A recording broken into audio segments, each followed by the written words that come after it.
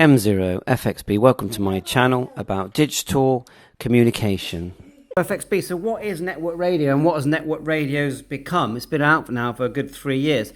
So let's just start with the basics. A network radio is a Android phone. This one's got Android 7, I think this one's got Android 6, that is pretending to be a walkie-talkie. What does that mean? Well, it means it has a PTT here on the side.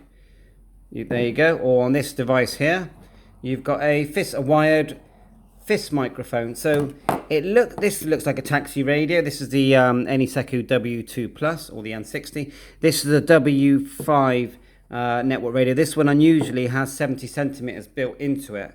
But if you look here, you know, you've got an antenna, volume control, PTT. So it looks and it actually acts and sounds like a network radio. And you can use an app like Zello is the one that's most commonly used. Let's fire that up, see if I can get some audio. So here they are, they're both on the same channel. This group's called Network Radios, owned by G1YPQ. You can download that by going to the Facebook group and looking up Network Radios. So watch, if I just go, hello, you'll hear it here. I need to turn this one up. That always helps, doesn't it? Right. Okay, so, fist microphone. Hello, M0FXB. Hello.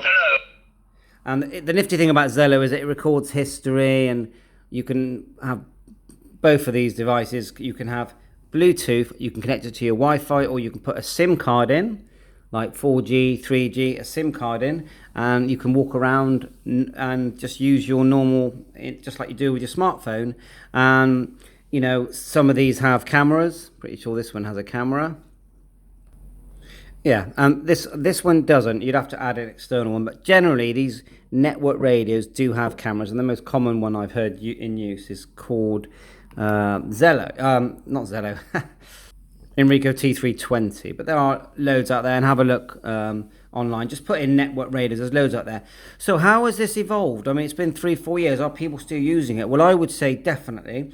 I would say most hams that I talk to nowadays, yeah, nearly everyone has got a network radio somewhere, or they're using it on their phone, but a lot of them have got them. I mean, they're not expensive. This is £220, this base station, and the handhelds tend to be 150 to 200, you know, a bit more if you want the really super duper one with the latest Android and all that, but and they do work well. They're always loud, good audio reports. Now, apps that you can run, and I'll just show you what we've got here. If we go to the home, so we've got GPS test, so you get a nice GPS once you've got to turn your location on the device, but that's fine. GPS, APRS, Droid, full APRS here. You can send your position and you will find yourself on APRS FI. Then go back to the talking apps. Let's hit this one here. We've got things like Echolink. Obviously, Zello I just showed you. Echolink. Here it is. And then you can connect to it. You can do a test. There are settings if you want the microphones to work. Welcome to the Echolink test. This server records your transmissions and plays them back to help you adjust transmitted and received audio. You've got Peanut. All this from the download from the Play Store. Just put the word in Peanut for hams. So you've got Peanut. The other one is Droid Star. Now that's sort of experimental and it keeps changing. But Droid Star gets you into DMR D-Star Fusion. So here's Droid Star. We'll fire it up. I'm not sure how long this one will be working for, to be honest. But let's just hit connect. There's Droid Star.